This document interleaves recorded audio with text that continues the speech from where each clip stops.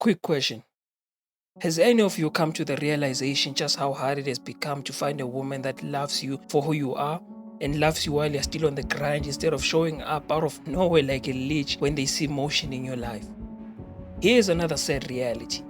You date a girl and she doesn't understand the fact that you can't see her regularly because you don't have the gas money to drive to her, or you are always working, so she constantly puts a foot on your neck. Well, this is the society we live in, my friend.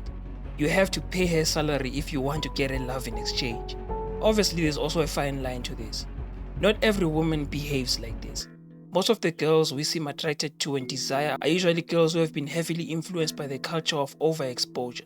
These girls are influenced by women who view body positivity and self-confidence as posting semi-nude pictures for the whole world to see.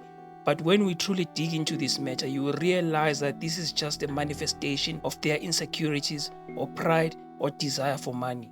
These things drive most women to give up their dignity and true self-respect. Of course, someone on the other side of the screen is saying I'm spouting nonsense right now and preparing to use their finger muscles to tell me how a man's opinion does not matter and to tell other girls, do you, boo? But see, the thing is, societal standards may seem nonsensical to you, but eventually they're gonna catch up to you. This other day I asked a girl if she likes money, or more precisely, does she look for money from a man when they're simply dating. She told me, we all love money. Oh, that's actually the famous statement that most women give us, isn't it? Unfortunately, she couldn't have been more wrong. We may all like money or see its importance, but we don't look to make another human being pay us money for us to give them our love. One thing people don't understand is that the businesses of sexual work, escort work, and pimping have largely entered the mainstream in the form of Instagram baddies without any morals. Emphasis on Instagram baddies without any morals. There are some girls who have morals, who carry themselves with dignity even in the pictures they post. These things have been covered in an illusion in the guise of pop culture. The moment when an anomaly becomes a cultural norm. Now everyone, please pay close attention. If you see a picture of yourself here, it doesn't mean that you are involved in any of these business or in any forms of these businesses. And I urge all the viewers to not view these beautiful women in a negative light. These women represent the influencer industry, so they are the best when it comes to getting a reference point to give you all an image of what an influencer actually is. So everyone, don't jump to conclusions unless I mention a person directly using their name. I recently came to a painful realization that girls are more into dating relationships and they are more sex crazed than men. If you go to my Facebook, let me say my Facebook because I don't know about yours, but maybe some of you can relate. But if you go to my Facebook, you will realize it's always the women and the girls constantly posting about relationships, about men, and especially about sex. I literally don't scroll on Facebook. I never view Facebook stories because it's always girls posting semi-nude pictures or pictures trying to show us their ass and curves. Have you noticed those weird poses that they love to do recently, showing their assets? Wait until their future kids grow up and see that shit. I've come to believe that the mystery of a woman's body has actually faded. Now we don't see her as a mystery because she will actually just wear a gown and record a video for all of us to see. When did people start taking these semi-nude pictures and these pictures in their underwear? The swimwear and bikini culture, this is where it actually all began. I remember when I was a kid, I would wonder why girls look naked in swimwear, but we were always told, it's just swimming wear. It's no big deal, right? Well, we're being programmed. It became normal to see women half naked because we're told it's a normal thing for a man to gaze at a woman when she's wearing her swimwear. Apparently swimwear is an exception. So now you see years later young girls posting pictures in their quote-unquote swimwear, except there's actually no swimming pool inside. You wonder why men have become so lustful and why society has made it uncool for a man to have one woman or for a boy to avoid having sex with multiple girls. Is this culture that has been programmed into our minds to turn our society into a sin city? If you view stories on any Mark Zuckerberg social media app, you are bound to see a girl in a tight showing her asset or showing us her pee print. You know what a pee print actually is, right? For example, just look at this picture. Literally in a bathroom towel, bro. Literally. Then just look at this man's comment. Like, where the heck does he see the beauty that he's talking about? You don't even see her face, or should I say, you don't see her full appearance. But you lie to her and make her believe that her beauty is found in her showing herself in a sexually arousing manner. Then you are the same girls who post these kind of pictures, and then guys hit on you because of your body and sleep with you, and then you leave. You march around saying men are trash. But since we are all humans, then we all have our choices, right? Let me not allow frustration to get the best of me, because our society really makes you fear having a daughter or a little sister. Everything in South Africa and major European nations, and of course the source of all this mess, the United States, first and foremost, everything is now designed to drill immorality into us from a young age, and now it's worse because there is nothing scrutinized. When our elders rebuke us, we say they are backwards or they are still living in the past. But anyway, let's try to wrap our hands around this Instagram baddie culture. I once briefly spoke about the rise of Instagram influencers here in South Africa a while ago on another video, but I guess we can quickly talk about it since influencers are usually the target. The Instagram baddie wave started taking off around 2018 and 2019 here in South Africa, when we started seeing names like the Bomb RSA.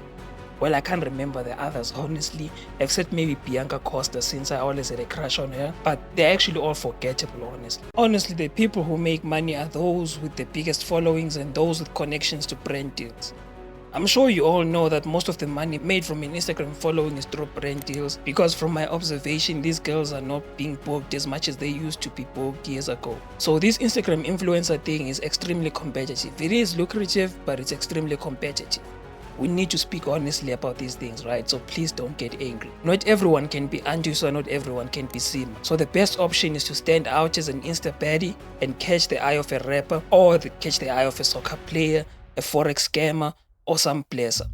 Now the blesser part is how some of these girls, some of them, not the ones you are seeing on the screen, but I'm saying some of them, like Saya and Bougie for example, right? So as I was saying, the blesser part is how some of these girls get their chance at a soft life. Also the ones that get to date these forex scammers like Ashira's Montla for example, or Leadership Montla as you guys know him. Of course, there are some who fake the lifestyle by buying counterfeits and pretending like they're legit, but the lucky ones are those who get discovered by some rich old man, and of course the legal forex scammers as well. I wouldn't blame any of these girls, but these things make you believe that loving money to such an extent truly does lead to some form of self-destruction. On one side, you have a young man who lacked patience and loved money so much that he chose to take the occultic route, or he chose to start scamming people. And then the girl in his arms also loved money so much that she chose to use her body to get her hands on a life above her, and now she might either be sacrificed or she will end the night carrying the same spirit as that man. We live in a truly sad world, a really sad world. One truly unsettling fact about platforms like Instagram is the fact that majority of these extremely beautiful women all turn out to be under the age of 18. You'd be drooling over them or drooling over their pictures, but then suddenly you see a picture of them wearing school uniform. Then you start feeling like maybe there's something wrong with you for drooling over what seems to be a minor. I just sit and wonder what in the hell is happening to our society. I won't sit here and pretend like I'm all innocent. I too have drooled over these girls, and I honestly didn't feel bad about it. If a girl is posting pictures showing her thighs exposed to that extent, then truly are we the ones to blame for looking? Wasn't that her goal, to drive us crazy? Ladies, do you get some form of stimulation or pride or excitement when you see us commenting on your pictures, telling you about how beautiful you are or how beautiful your body is and how much we desire you? Does that stimulate you? Let's not even talk about TikTok. TikTok is just becoming a cesspool at this point. TikTok, shorts, reels, all tools for baddies to start flaunting their assets. Do you remember the silhouette challenge that trended because of Doja Cat's song? TikTok was claiming to be strict with the content people are allowed to post and not allowing sexual content, but suddenly when the challenge started, women were literally undressed for that challenge. And it was actually allowed on the platform. You can't tell me that no one at ByteDance saw that shit. These platforms are now doing anything, and I mean literally anything, to keep users active on their platform. Actually, let's come back to something more local. Do you remember the paper challenge?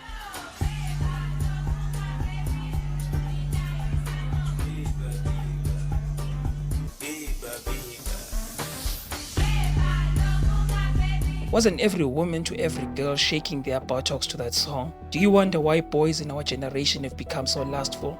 Overexposure and the fact that masculinity and the fear of an elder male figure is now dead in our society. Most females don't have the fear of a father figure anymore, no respect for a father figure, and I actually don't blame them. We as well, being men, we choose to be distant from the lives of our daughters, despite the fact that we were out there smashing everything like raging bulls. That's why, despite the fact that she's a bad influence to young girls, but I can only pity a woman like Wandi Love. If you are a man and you make a baby, please don't be a coward. Man up and instill morals into her and give her reasons to want to respect you as she grows up. To this day, I still wonder what is happening with this girl Cyan Bougie. From my research, she seems like a pastor's kid, or what we like to call a PK, and her father seems to be a respectable man from the outside looking in. So what I want to ask you guys is, why would you do things that bring shame to your father's name and to your father's household? I swear the love of money and power seems to be the root of all evil.